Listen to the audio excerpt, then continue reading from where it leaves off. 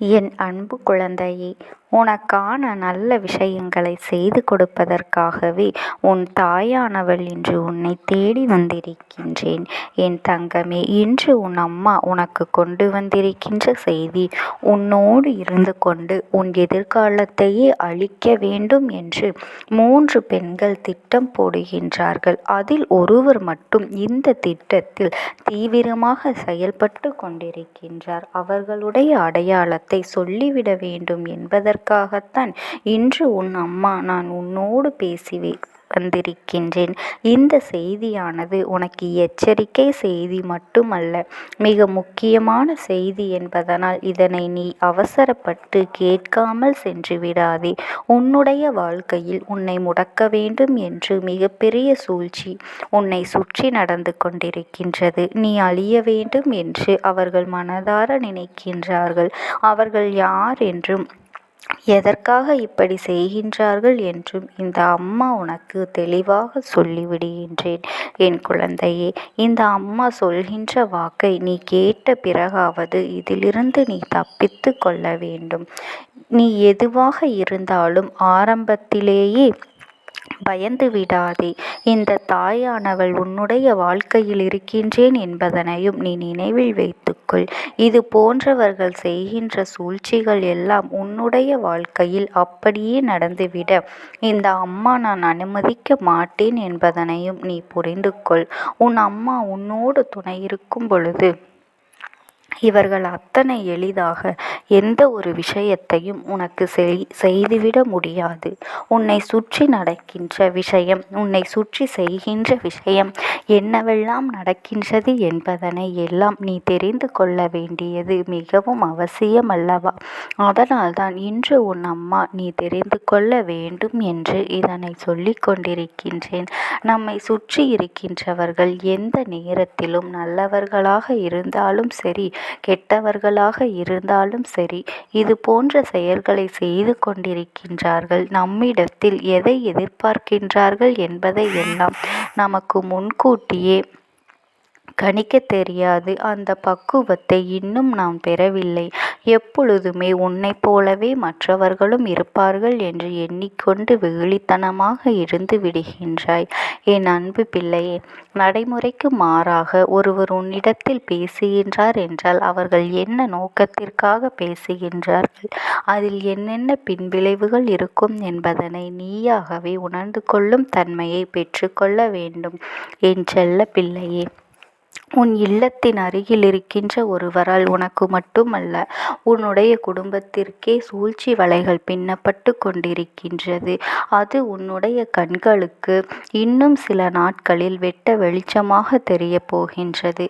அவர்களுடைய நினைப்பு என்ன தெரியுமா? உன்னுடைய குடும்பத்தில் ஒருவர் யாரேனும் சந்தோஷமாக சிரித்தால் அவர்களுக்கு பிடிப்பது இல்லை. குடும்பத்தில் இருப்பவர்கள் சிரித்து பேசிக்கொள்வதை பார்க்கவே அவர்களுக்கு பிடிக்கவில்லை.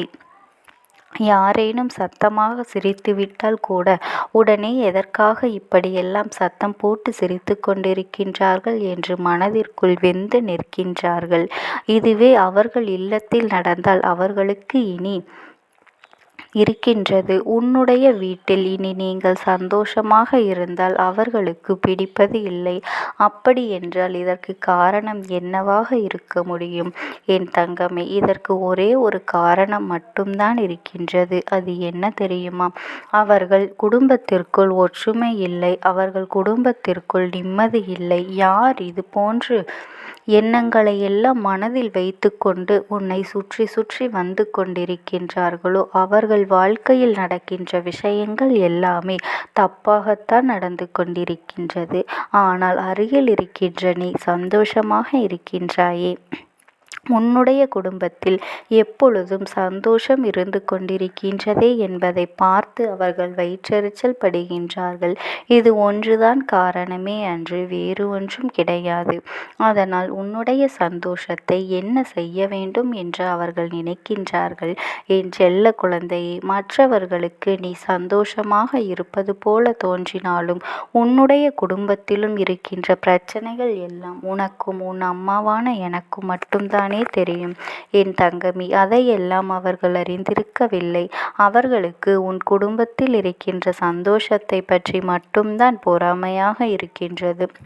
சில சமயங்களில் உன்னிடத்திலே அதை வெளிப்படையாகவும் சொல்லிவிட்டார்கள். உன்னுடைய கஷ்டங்களை பற்றி அவர்களுக்கு தெரிந்திருந்தால் இன்னும் கூட அவர்கள் சந்தோஷமாகத்தான் அதற்காகத்தான் உன் குடும்பத்தை அழிக்க வேண்டும் என்று நினைத்து கொண்டிருக்கின்றார்கள். நீ சந்தோஷப்படுவதை தெரிந்து கொண்டு அங்கே மனவேதனை அடைந்து கொண்டிருக்கின்றார்கள். என் தங்கமே, ஒன்றை நீ நன்றாக புரிந்து கொள்ள வேண்டும்.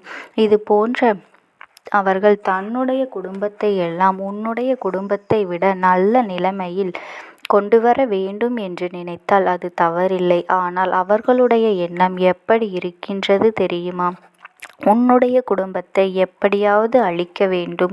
உன்னுடைய குடும்பத்தில் எப்பொழுதும் பிரச்சனைகள் வரும். எப்பொழுது நீங்கள் கஷ்டப்படுவீர்கள், என்ன பிரச்சனைகளை எல்லாம் புதிதாக உண்டாக்கலாம் என்று எதிர்மறையான சிந்தனைகளை உங்கள் வீட்டில் விதைத்து கொண்டே இருக்கின்றார்கள். அப்படிப்பட்ட மனநிலையில் இருக்கக்கூடிய இவர்கள் எந்த நேரத்திலும் எந்த சூழ்நிலையிலும் எப்படிப்பட்ட விஷயத்தையும் உனக்கு செய்வதற்கு துணிந்தவர்களாக இருக்கின்றார்கள். என் தங்கமே, இது போன்ற வேலையை செய்கின்றார்கள் என்றால் இவர்களிடத்தில் நீ கவனமாக இருக்க வேண்டும் அல்லவா?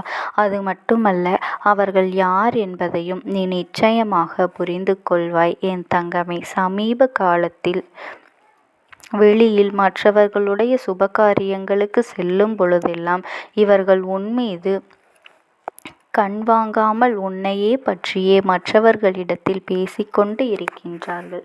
உன்னுடைய குடும்பம் எப்படி இருக்கின்றது, எப்படி இவர்களின் உடைகள் இருக்கின்றது, எப்படி உங்களுடைய நகைகள் இருக்கின்றது, எப்படி நீ சந்தோஷமாக கிளம்பி சென்றுவிட்டு வருகின்றாய், எப்படி மற்றவர்களிடத்தில் பேசுகின்றாய் என்பதையெல்லாம் மற்றவர்களிடத்தில் எதிர்மறையான எண்ணங்களை விதைக்கும்படி பேசிக்கொண்டு இருக்கின்றார்கள்.